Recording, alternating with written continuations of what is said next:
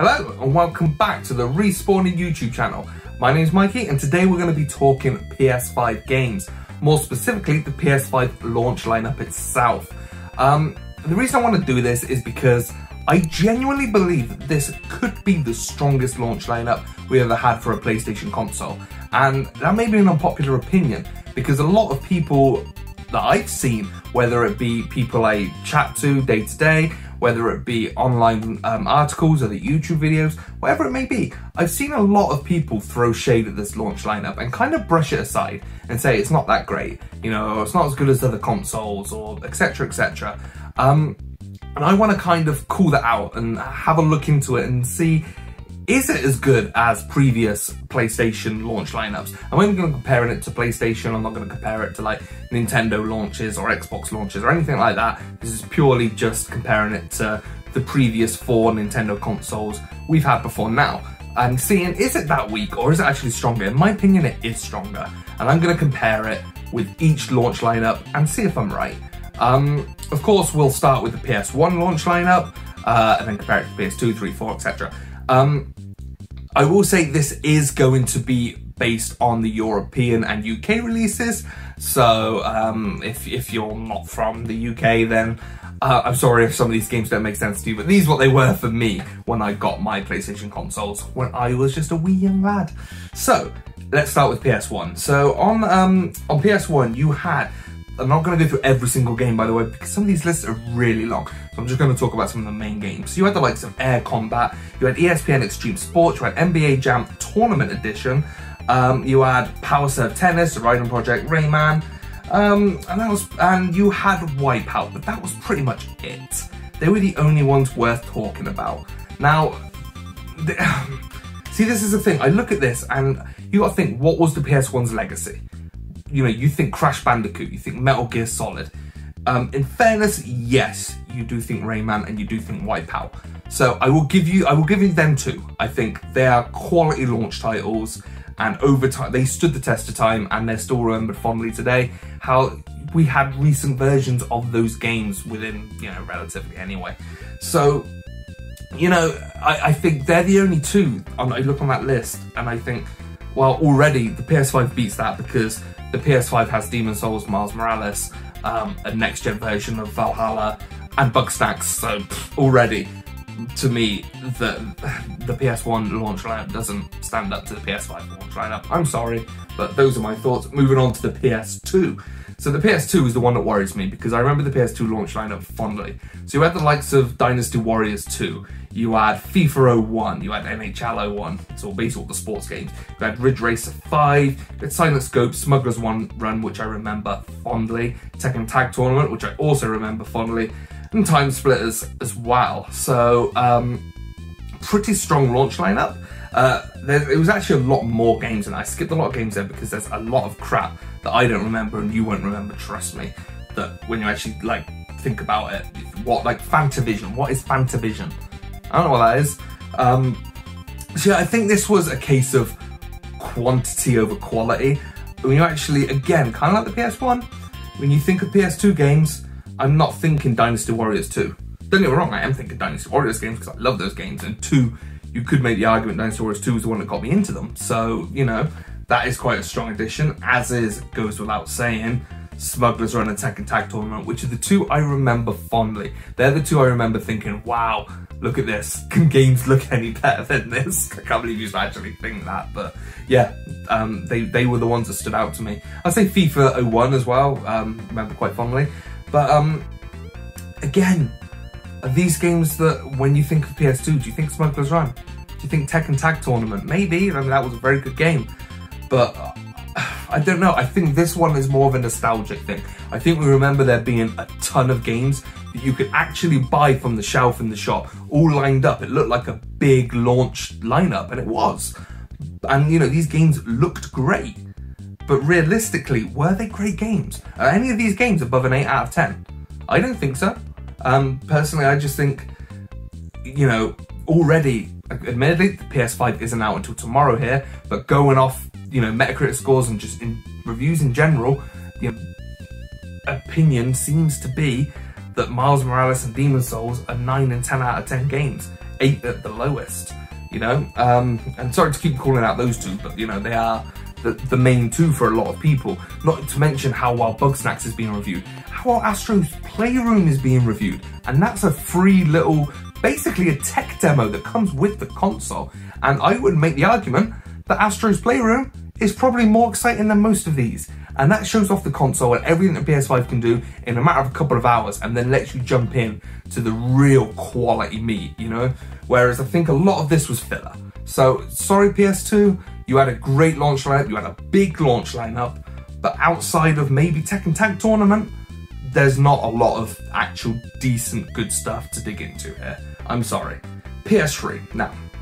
The PS3 I remember fondly as one of my favourite consoles, and I feel like I'm going to say that about every PlayStation console, but the PS3 I felt like, because I was an early adopter of it when a lot of people weren't, I kind of felt like I was always batting for it, if you know what I mean. But having said that, the launch lineup wasn't spectacular. It really wasn't, and I'm going to read out a few here. You had Blazing Angels, Call of Duty 3, Def Jam Icon, Fight Night Round 3, you had Heaven's Sword, I think it was. I haven't got it here. Heavenly Sword, maybe. Marvel Ultimate Alliance, MotorStorm, NBA Street, Need for Speed Carbon, Resistance Fall of Man, a load of other sports games, and that, to be honest, this is another big list. And if you want to go find the list yourself, you can. Very easy to find, but I'm not going to go through all of them here. What I will say is this, much like the PS2, looks impressive. Massive list of games. Same with when the console came out. I remember being able to go into Walrus, remember Walrus? R.A.P. And seeing all these PS3 games. But there was one major issue, and that was that the PS3 come out a fair bit after the Xbox 360. And a lot of us, including myself, if you wanted to jump onto HD gaming and play a lot of these games next gen in HD, you would have with the 360. And I did, and because the 360 was cheaper and out earlier. Why wouldn't you? You know, most of my friends did, and most of these games we'd already played. Tony Hawk's Project 8 I'd already played. You know, so I'm looking at some of the others. Marvel Ultimate Alliance I'd already played. Fight Night Round 3 I'd already played. These were some big titles on the PS3 that we'd all played on 360 already. So yes, it looks good, but was it really that good? Nobody was going out to buy a PS3 for the games I just mentioned. So you've got to look at the exclusives, and the only two exclusives that really jump out is MotorStorm and Resistance Fall of Man. Now these two games were very good, but again, much like the PS2, are they games you remember once the console's all said and done? And I'm not saying that the PS5 games that are out tomorrow or last week if you're in the US are going to be games you're still talking about at the end of the generation. But I think they've got a better chance than these. That's my main point.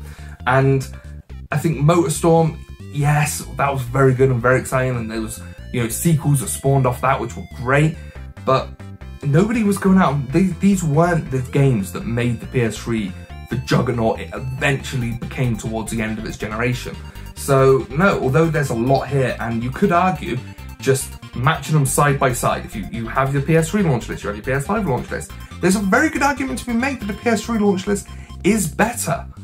But nobody was actually buying the console for those games because we could do so cheaper on the 360 at the time. So I've got to, for that, I've kind of got to give it to the PS5 again.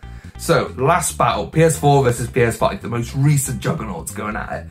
And again, the PS4, I love it. I love my PS4. And I can still imagine me playing it a while after the PS5's out. So, you know, I do love both. You know, I love all PlayStation consoles. I'm not being biased here. I'm just trying to give my point of why I think the 5 does have a really good, if not the best, launch lineup. So the 4, Assassin's Creed 4, Black Flag, Battlefield 4. Again, I'm just going through some of the main hitters. FIFA 14, Injustice Gods Among Us Ultimate Edition, Killzone Shadowfall, Knack, a Lego Marvel game, and then you add all your sports games and the Need for Speed game as well. Now, to me, again, much like the PS3, you look at that and there's a lot of third-party sports stuff which you come to expect in next-gen titles, and they're just always there. And I don't think you can compare those because you're always going to have an NBA game or a FIFA game or whatever it is to show off the console, but they're not the games you're going to be talking about. They're not the classics that make a PlayStation, you know, make a PlayStation. Sorry, but you know, that is the case. So yeah, I look at this and again, what stands out here? What stands out on that PS4 lineup I just went through? Killzone Shadowfall maybe? But that was the end of Killzone. We never got another Killzone game after that. You know, that was it. That was the end of that franchise. And I didn't think it went out in style. I remember that game being good, but not fantastic. Injustice, again, you could have played that on the PS3. So, and Assassin's Creed Black Flag. I'm going to directly compare Assassin's Creed Black Flag and Assassin's Creed Valhalla here, because you may say, oh Mike, you're being hypocritical. You can't say that Valhalla's a great addition to the PS5 launch lineup, while Black Flag, arguably the best in the franchise, wasn't a good addition to the PS4 launch lineup. Well, I can and I will, because Valhalla, by all accounts, runs a lot better on the PS5 and Xbox Series X. There's an argument to make that Valhalla was made for the PS5 and having to be dumbed down to play on the PS4. And with all the glitches and bugs and some unplayable game-breaking bugs. If you want to hear more about that, go check out our podcast from earlier in the week where we talked about Assassin's Creed Valhalla being unplayable. Also, Alex wrote a review talking about all the bugs and how it's unplayable for him over on the website respawn.co.uk, so check that out as well. But basically, my point being is that it feels, to get the proper experience of Valhalla, you need a PS5 or an Xbox Series X. Whereas Black Flag just felt like a very slightly updated version of the PS3 version. It didn't feel like that big of a jump. This feels like a bigger jump. So I feel like Valhalla feels more of a next-gen game than Black Flag does. I still think of Black Flag as a PS3 game. And I think I would think of Valhalla as a PS5 game. So I think that's my point there. Maybe you disagree with me, let me know in the comments. So we've been through all of them. I'm going to go through the PS5 list now and say why I think it's the best. So you have Assassin's Creed Valhalla, Astro's Playroom, Call of Duty Cold War, Bugsnax, Demon's Souls, Dirt 5, Godfall, Marvel Spider-Man Miles Morales, NBA 2K21, Sackboy A Big Adventure, Watch Dogs Legion. Now that is pretty much the entire launch list in fairness, so maybe that's a bit unfair on the others, but I definitely think this is a case of quality over quantity here. I think you've got something for everyone. You want an action-adventure game? You've got Miles Morales. Okay, fair enough, it's not a full-blown Spider-Man game, but it is kind of, and I always make the comparison, but it is what Uncharted Legacy was to the Uncharted series. You know, it's a bit of a spin-off, it's a bit shorter, but that's fine. You know, maybe not, you know, maybe you can't expect a full-blown Spider-Man game on the next gen. And if you do want a full-blown Spider-Man game, they've remastered the first one, so, and that looks pretty cool. I'm not going to include that in this list, because I don't think that's fair, because it is a PS4 game, really. But you have got that option as well. But I think if you want something fun and goofy, you've got Astro Playroom that comes with it, you've got Bugsnax. You've got Bugsnax! Bugsnax seems so much more fun than anything else on any of those launch lists. Like, gone are the days of dark and depressing Killzone. Here are the days of Astro Playroom and Bugsnax and Miles Morales, which looks great. And if you do want something a bit darker, you've got Demon's Souls. Like, don't get me wrong, I'm not a Souls guy. I'm sure Luke, in the days coming, will tell us all about how much he's loving Demon's Souls. But if reviews are anything to go by, this isn't just a gimmicky game for launch. This is a remake of a classic done spectacularly that you can only play on PS5. You cannot play it anywhere else. So like, that in itself is going to be worth picking up a PS5 for a lot of people. Miles Morales is made for the PS5. The difference between the PS5 version and how it uses the new controller, which is a whole other story on itself. Same with Astro's Playroom, by the way. And just the way it looks on the 5 compared to the 4. It's like, this is a game that was made for PS5, much like Valhalla in a way, and has had to be dumbed down for the last gen to make it work. So yeah, like these games, I feel that I need to play these on PS5. I feel like I don't want to play Valhalla on a PS4. I don't want to play Miles on a PS4. I need to wait to play these games on 5. And if I want to play something like Demon's Souls, if I want to play Sackboy Big Adventure, which ain't my jam, but it will be for some people, they're only available on the PS5. So, you know, I don't know, I think this has something for everyone.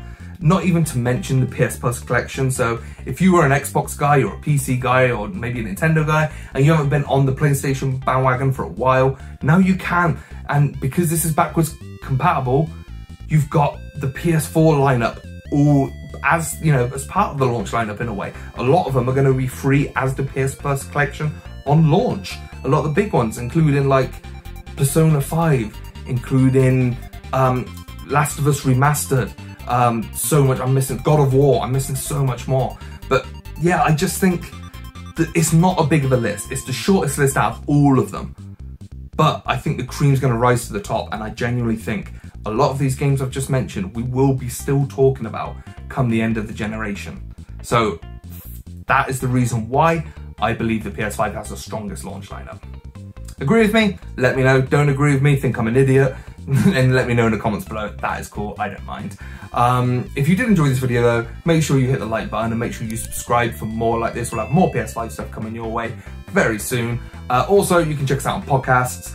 You can just search Respawn in UK on Spotify, iTunes, Google, wherever you get your podcasts, you will find us there. You can also find us over on Twitter at Respawn in UK, as well for Facebook and Instagram, etc. We're all on Respawn in UK. And last and far from least, always remember, check out the website, respawner.co.uk, for all the latest news, reviews, articles, opinion pieces. We've got so much going on the website. Honestly, if you like what we do here, you'll probably love what we do on the website. So make sure you go check that out as well, respawner.co.uk. Once again, I've been Mikey. Thank you for watching. Remember to leave me your opinions and the best launch lineup in the comments below. And I will see you next time. Goodbye.